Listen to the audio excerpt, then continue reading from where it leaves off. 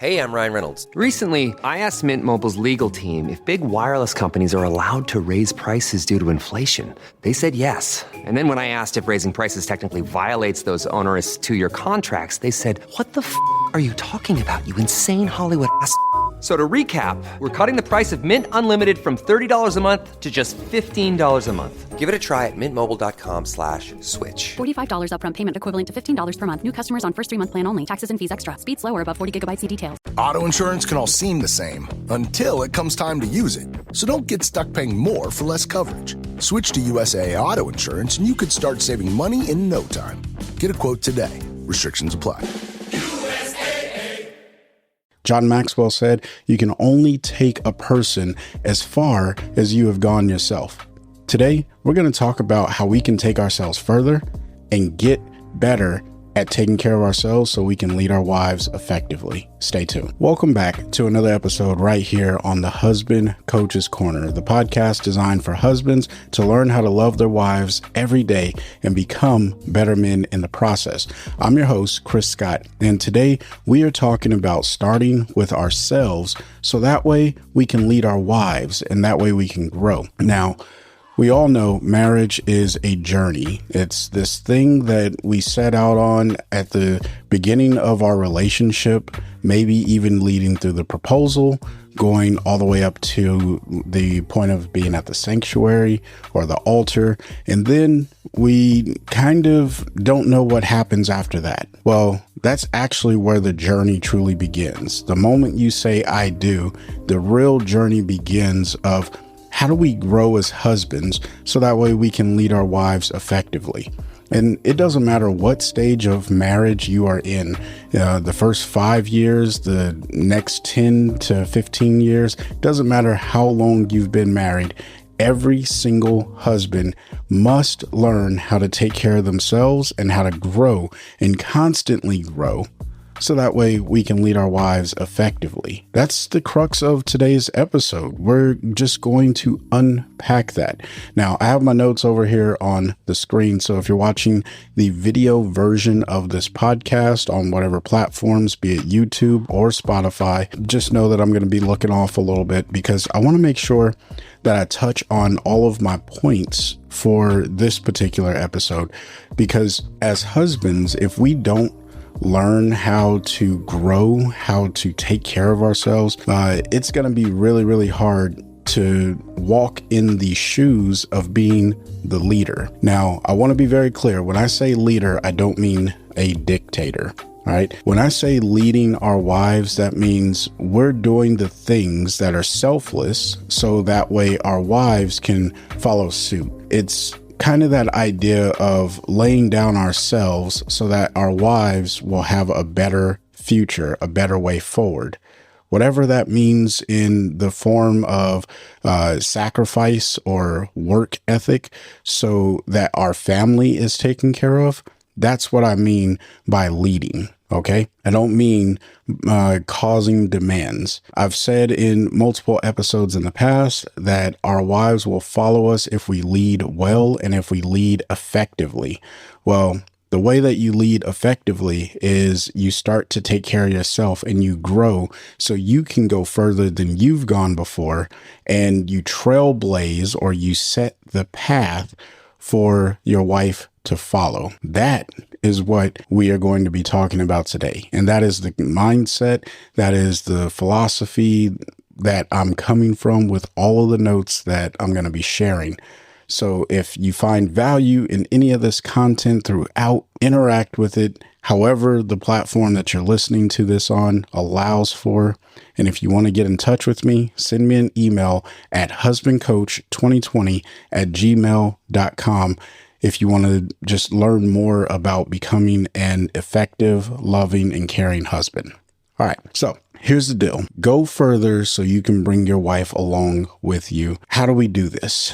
Well, there's a few ways that we can do this. The first step is you got to read more than you currently do. If you are reading or listening to things that you're not interested in, or you're just trying to constantly grow in self-improvement, you're going to find yourself burning out. All right. as a person who really does enjoy growing through knowledge and learning things, I find myself burning out and having less drive to go and learn more information. But when I get more out of the things that I'm learning, because the things that I enjoy, and how to be present in the moment with the things that aren't quite the things that I enjoy. All right. Or when I'm trying to learn something that may be complicated or difficult. So reading more than you currently do is absolutely going to help you because it's also going to trigger your growth mindset in a way that other things just, they don't. It's that simple. Like being able to open a book and read some pages, sitting down somewhere quietly. And it doesn't matter how many pages you read. Obviously, relative to how much you currently read, if you don't read at all and you open up a book and you read a page a day, hey, that's great. Do it. Continue that habit, build that habit. But if you already read a lot, then we already talked about ways that you can continue growing. So I won't belabor that particular point. I think that drives home pretty well. The second thing that you can do in order to go further or grow further is wake up 30 minutes earlier than you already do.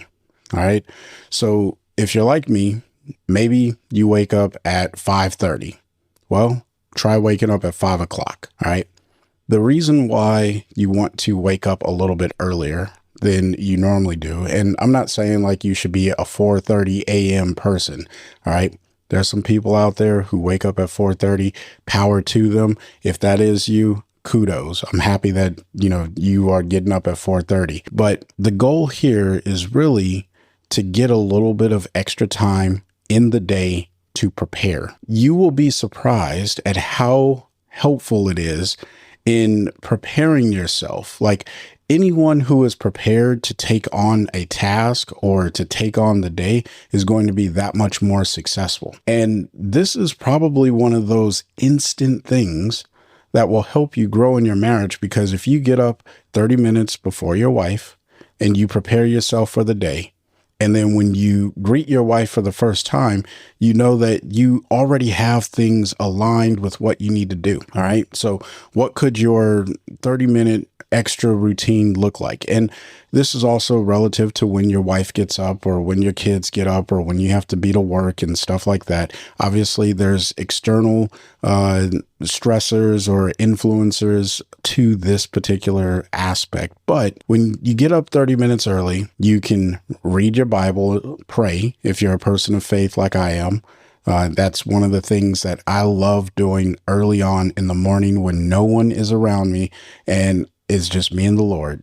I get time to spend with my Father as I'm growing, not only in faith, but also as a husband. That is crucial. Now, if you're not a person of faith and you say, okay, well, what can I do with my 30 minutes of extra time? Well, you can start planning out your day. What are the big things that you must do? I would say 2 to 3 things that you must do. And I wouldn't include work in that planning. You could if you want to, but it should be things that you have to do that no one else could do. And it doesn't already have a time period, right? We want to kind of set aside the time to do the things that we need to get done. So if you say, I need to mow the lawn and go to the grocery store and I don't know, wash the car. All right. There's your 3 things. And those things need to get done that day. Maybe those are the things that help you love your wife or show that you love your wife because maybe she asked you to do one of those 3 things or all 3 of those things. It doesn't matter. So now you're prioritizing and preparing them, and that's going to help you. Here's how it's going to help you. First, you'll know when you're going to go do those things. So you don't have to say at some point today, I need to go to the grocery store, wash the car and mow the lawn. You can say, all right, I'm going to mow the lawn maybe at 10 o'clock in the morning before the sun gets too high, but after everyone's awake. I don't know, maybe it's 7 o'clock, 8 o'clock, doesn't matter, right? you now are thinking through that and you're not reacting to the day. You're being proactive and preparing for the day. But more importantly, when you see your wife, you can start laying out those things because you've already gotten up, you've gone before her, and you set the path of saying, hey, today I'm going to mow the lawn at 10 o'clock. I'll hit the grocery store around 1, and then I'll get the car washed. Or, maybe we'll flip that because it makes more sense to go get the car washed before you go to the grocery store, at least in my experience, especially if you get like dairy products or frozen foods or stuff like that. So now that I have the day planned, I can tell my wife and let her know like, hey, look, this is what I'm going to do. Now, if the things that you are planning require coordination with someone else, plan those things loosely. All right. But the goal here, waking up 30 minutes early, preparing for the day, you are now going a little bit ahead of your wife. And I guess now is a good point for me to clarify that when I say go beyond or go further than your wife so you can bring her along, I'm not saying like you have to go miles ahead of your wife, right? In this case, I'm talking 30 minutes, like you had a little bit extra time to kind of prepare and plan. Now, if you say, Chris, I absolutely do not want to wake up. All right. One of the other things that you could do when you wake up 30 minutes early, you could work out. And that's great. It's like you are the only person that benefits from working out. And there's so many benefits from it. I won't get into it. I wish I could say I was the most consistent at working out every single morning, but I'm not.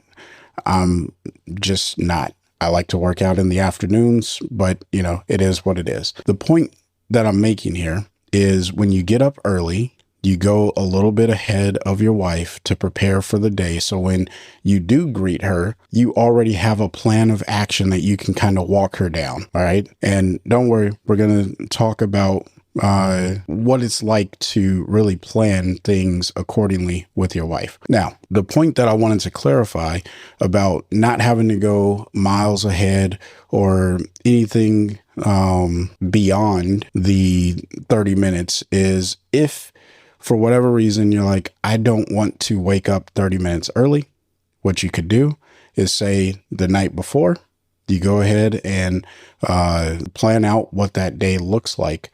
But that's also a method of going ahead and before your wife. Anytime that you're giving like a vision, right? Because as leaders, we cast vision. This is something I learned from John Maxwell. Leaders see more and before. And those principles matter the exact same in marriage as they do in corporate America or leading a military organization, whatever. If you as the leader are seeing more and before, then that's the role that you have to play. Now, that's not to say that your wife can't see more and before, because our wives are also leaders in our marriage. And that's really what I wanted to clarify, that your wife should also be doing this. She should be starting with herself. But we aren't in control of the actions of our wives. We're in control of our actions. And that's the reason why we're focusing on what we can do to empower, to enrich our marriage. All right. And that's ultimately the point that I want to clarify. I know I kind of went around and about, but that's just the way that I think. Now, the last thing that I'll say about what we can do to go further than where we are today is pick one area in your life that you are just completely challenged in, whatever it may be, and learn how to get 1% better every single day or 1% better every single week. Now, if you get 1% better every single day and you do that every day, 365 days in a year means that you're going to get 365% better at that thing. Whatever that looks like, it's relative to you, and no one is really measuring it except for you. So you get to choose what that parameter looks like. All right. Now, if you do it 1% every single week, because maybe it's a weekly thing that you can only work on once a week to get better, then that's fine. And it doesn't matter what this thing is. If you're a woodsman or a woodsmith, I think that's what it's called, and you build furniture or whatever, and you're trying to learn something very special or technical, and you can only dedicate a little bit of time once a week to do that, that's fine. Do it. Get better. Perfect your craft. Perfecting the things outside of our marriage without overshadowing taking the time to build our marriage are only going to help us grow in the marriage. Let me say that in a little bit more straightforward way. When we do things that we're interested in that help us grow, it helps fuel our ability to focus on the things and to grow in the things that help build our marriage, like communication, like empathy, like emotional intelligence, like true relationship building, the trust that our wives need. When we learn how to grow outside of the marriage, it helps us grow inside of the marriage. But we just can't focus 100% outside of our marriage and think that that's going to help us grow. All right. And take that from a person who tried to spend as much as he possibly could in investing in his marriage. It did not work out the way that I expected it to. All right. There were positives to it, but there were a lot of negatives to it. And the negatives were starting to really eat away at our marriage. So take that for what it's worth. But the goal here is you find something that you are challenged in or something that you want to grow in, and then you start growing, because that's going to get you in the mindset of identifying things where you can go a little bit further. Again, you don't have to go miles ahead of your wife. You just got to go a little bit further. Once you get there, then you say, okay, how will this help me pave the way in our relationship so I can usher my wife in to this place, right? Because we're the visionary. We see more and before. Again, not saying that our wives won't see more and before. They just see differently than we do. And we see differently than they do. And that is what makes marriage so awesome, having the partner to really navigate life. My wife sees things that I will never see until she brings it to my attention. And she says, hey, Chris, did you know that this is about to happen? No, I did not know that that was about to happen, because she sees things that are happening behind me. When I'm looking forward, she's looking back to make sure that we're covered. So I'm driving her forward, and she's making sure that whatever I missed that's behind us, she calls it out and says, hey, you missed this. And then I'm like, oh yeah, we need to go take care of that. And then she takes care of it. Or I see something that's coming that she doesn't see. And then she says, oh, I didn't even think to do that. We're all going to encounter at some point. This is the beauty of marriage. Now, I talked a lot about husbands, and you may be fired up right now as a husband. You're like, hey, I'm ready to just grow, and I need to be better at leading my wife. And that's a wonderful thing. But I would be remiss if I didn't actually share the simple idea that is so profound and so amazing, because I was kind of alluding to it just a second ago when I said my wife sees things in places that I'm not even looking, and I see things in places she's not even looking. Is that your wife may have already gone further than you have in places, and it is important that we learn to glean from each other. All right. So again, we're in control of our actions as husbands, because if you are a listener of this podcast, you are taking charge of the things that you are responsible for, taking accountability for the things that you're responsible for. And one of those things is learning from your wife. One of the things that my wife is just amazing at is emotional intelligence. She can just sense the pressure in a person. Now, with me as a military member and, a relatively, we'll say I'm a proud man, right? Like I am very inspired to achieve things and drive things. I'm driven. My wife will sense things in people that I will, again, completely miss because I'm not looking for it. She has done this in our marriage, in relationships that really matter, like my relationship with my mother and my sister, that I love my mom and my sister, but I miss things sometimes. And she hears things in their voice and she's like, hey, you might want to go talk to your mom about this. And I'm like, nah, she's fine. Because I heard the words that my mom said, but I didn't hear what my mom was saying, what she was conveying. And my wife picked up on it. And as a husband, I used to think like, look, babe, that's some girl nonsense. Like, my mom is fine. She said she was fine. And I would ignore or shrug my wife off. But then when I actually took my wife up on going to check on my mom and following up with her in a few instances, I found that there was more going on than what my mom was saying. And had I not listened to my wife, again, she's looking in places because she's gone further in emotional intelligence than I have. And, as a person who likes to think that he has a good grip on emotional intelligence, that is an example of where my emotional intelligence, it is not very good. And because of that, I've learned to listen differently to my mother when I speak with her than what I used to in the past. And that is what I'm saying we need to learn to glean from. Now, how do you know where your wife has gone further than you? Well, the easiest way is to take inventory of all of the positive qualities that you find in your wife. Now, for some husbands, this may be a challenge for you. And then guess what? This is where you get to every single day get 1% better by writing down the quality of your wife. Now, if you have the wife journal, you can use any of the pages in there to write down whatever qualities that you find valuable or positive in your wife. And that's an easy and instant way of going further or seeing where your wife has gone further. So that way you can glean from her and then you can grow. All right.